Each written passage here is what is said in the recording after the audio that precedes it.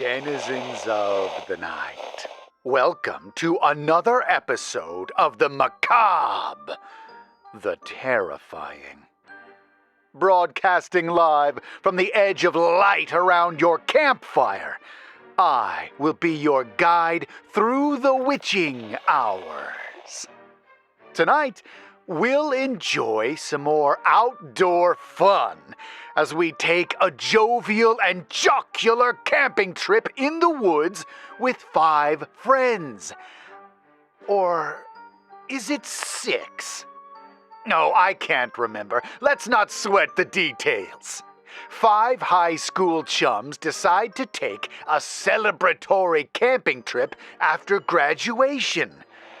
Ah, yes. The sweetness of youth on the precipice of adulthood. Their entire future yawning ahead of them like the mouth of a great beast. Whoops, that metaphor took a dark turn. And speaking of dark turns, a desperation bordering on panic descends upon our group as suddenly there are 6 people around the fire. Was it always 6? No. Which one of them doesn't belong? Which one of them is a wolf in high school graduate's clothing? This story is called There's Only 5 of Us on This Camping Trip. We Keep Counting 6, and was written by Musa Katak.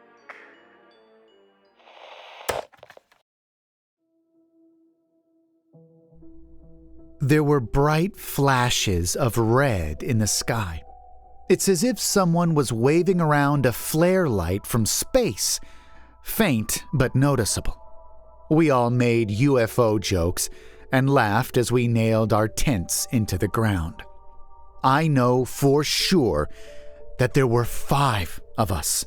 We've all been friends since early middle school, and we're celebrating our high school graduation with this getaway camping trip. The flashes of red must have stopped randomly as we made conversation while fixing up our tents.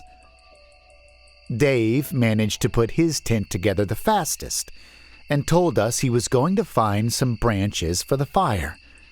I remember how he'd worked with me at the local gas station last year. We used to do the night shift together, and it had made working at a desolate gas station much more fun than it was supposed to be. There was also Eric in the corner, still reading his tent manual, fidgeting with his signature round glasses. I wasn't as close with Eric as I was with the others, but I still remember sitting with him in math class and copying his homework one time. Ava was also there, talking with Sally, my cousin. Both had decided to team up and work on one tent at a time. I also have clear memories of them hanging around at school in our usual places. In fact, I even know Ava's younger brother, as he used to beg to go with us wherever we went. I bring all this up because I'm sure that there were 5 of us, including me, and that I knew everyone in the group. So Dave had went to get some branches as we pulled out some foldable chairs and set them up around the fire pit. I remember feeling uneasy as the sun set and darkness began to consume the forest. The shadows of trees elongated around us as the minutes ticked by.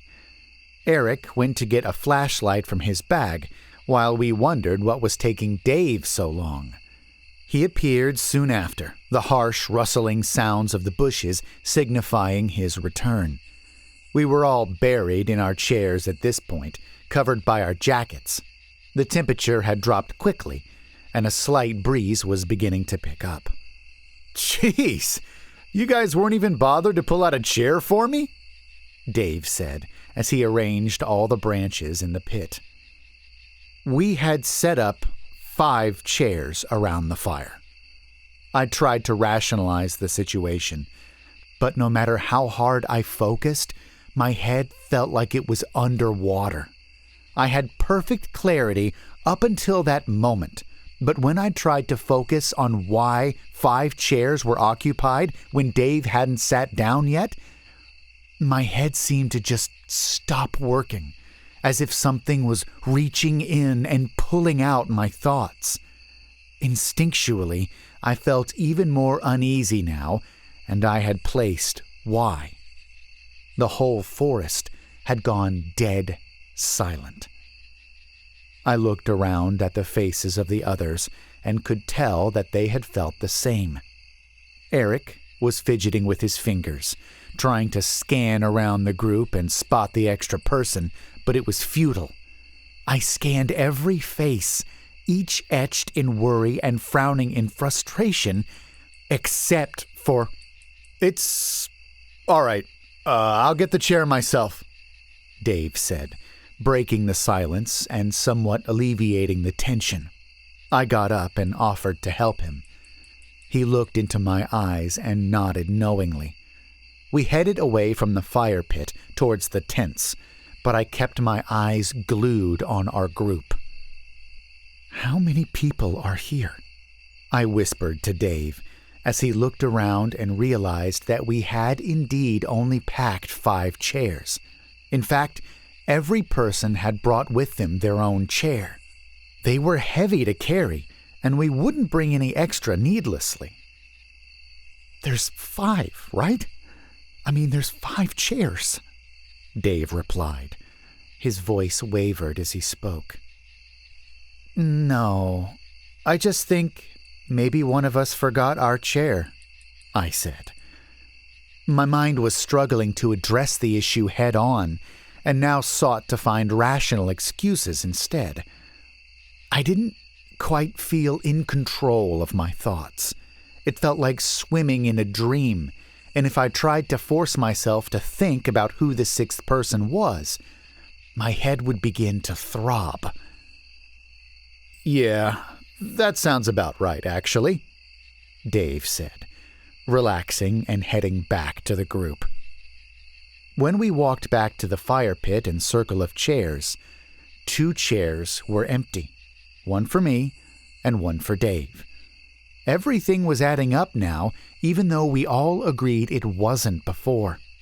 Sally suggested we were all probably tired after the long hike to get here and probably just needed some sleep.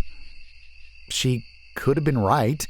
We were all sleep-deprived from waking up very early to make it on time. Ava brought out the drinks. The whole 6-pack was emptied.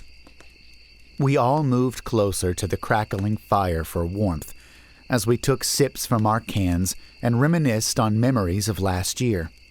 Ava was in the middle of telling us about that one time she was home alone with weird things happening in her house, when I got these sudden chills despite the pleasant warmth of the fire.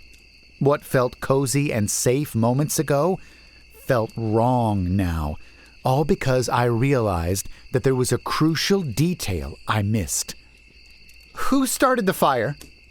I asked, completely interrupting Ava in the middle of her story and breaking everyone else's immersion.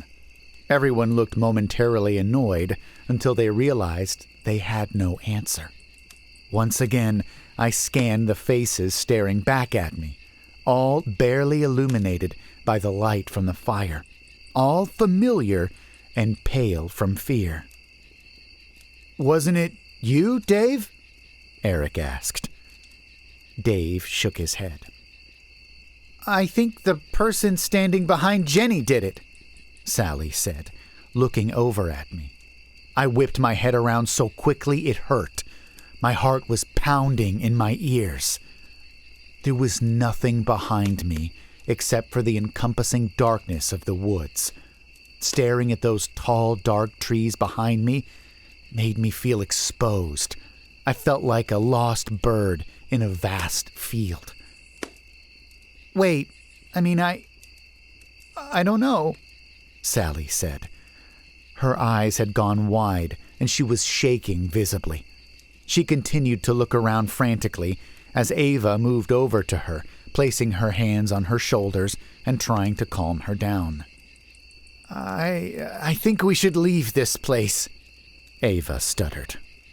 Yeah, something just doesn't feel right, but I can't put my finger on it, Dave said. But it's so dark out in the forest now. We'd probably get lost if we leave now, someone else said. Yeah, I think we should stay the night and leave as soon as we can tomorrow, Eric agreed. I tried to protest, but realized Eric was right. The woods harbored an oppressive darkness within which navigation would be near impossible. Let's not sleep in our separate tents, just to be safe, Sally said. We all agreed. We only brought one-person tents with us, but we could squeeze two if we tried. That way, no one would be alone at night. Following this conversation, we all got up and made our pairs. I went with Dave, and Sally, like always, went with Ava. Eric kept complaining that he didn't have a pair, but we reassured him he did. He wouldn't accept it. I feel like at some point, we all realized that there were only 5 of us, and suddenly we were all huddling up in the middle of the clearing. Why do we keep thinking there are 6 of us here? Eric asked. Sweat was dripping down his face despite the cold. We had nearly left him all alone on his own, under the assumption that there was another person. My stomach turned as I squeezed my eyes shut and tried to mentally recap everyone here. My head throbbed, but I kept pushing it. There's me, Dave, Eric, Ava, Sally, and...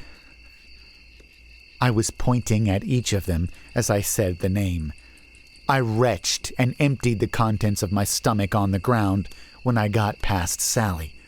The left side of my head felt like there was a knife stuck in it. My vision was blurry. Dave held me up to stop me from collapsing, and we all wordlessly started to move towards the tents as someone put the fire out. Dave helped me into a tent, while the 4 outside discussed what to do. I could only focus on snippets of the conversation as the excruciating pain beating against my skull came and went in waves. Sally had the brilliant idea of arranging 3 tents together so their openings faced together at right angles, in a sort of U shape, so we could sleep as close as possible and also limit the entrance to our tents. Dave was about to go help as they worked outside, but I clutched his hand and asked him to stay with me.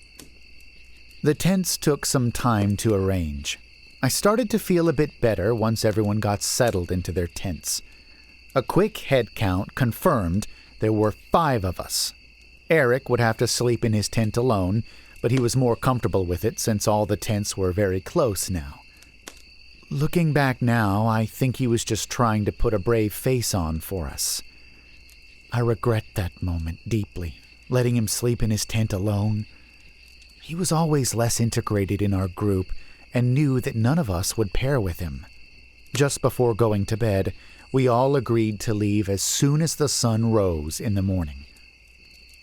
I remember taking one last look outside the tent into the forest before trying to fall asleep. The wind had picked up, and the tree branches were swaying gently. Beyond our clearing was just pure darkness.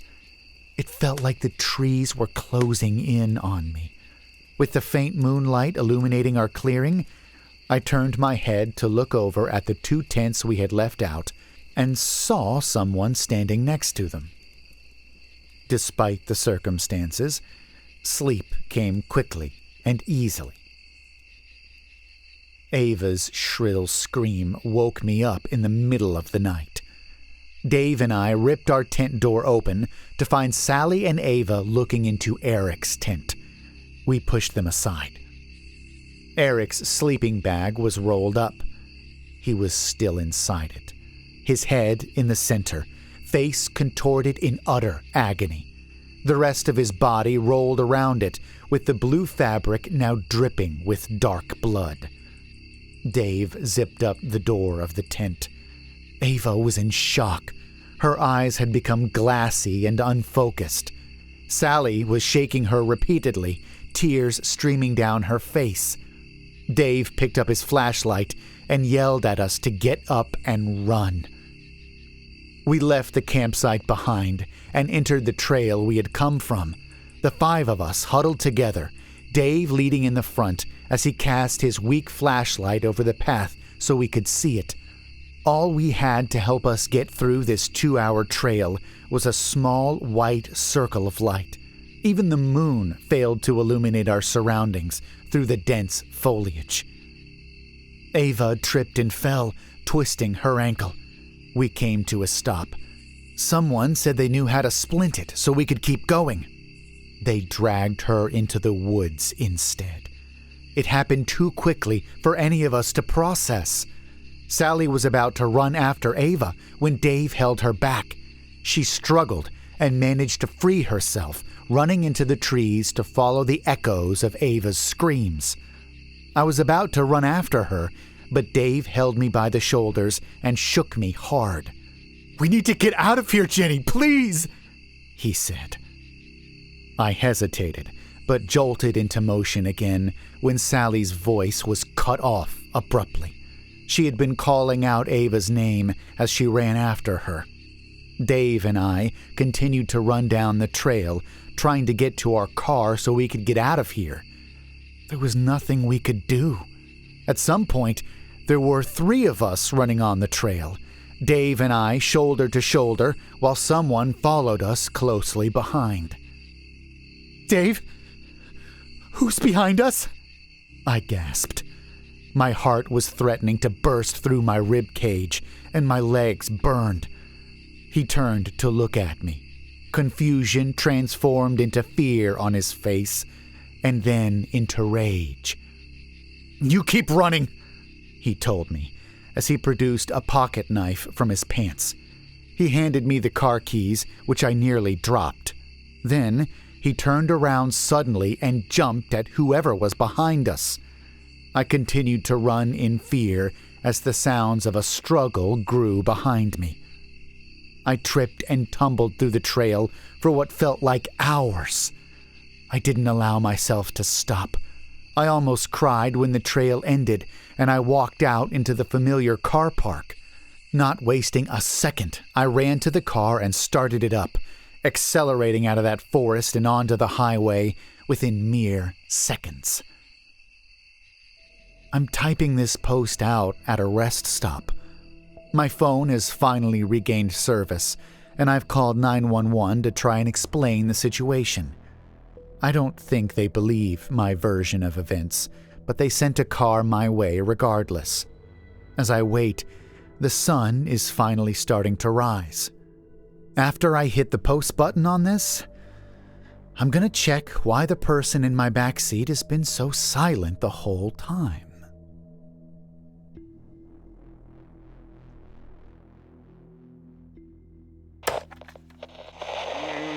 Uh-oh.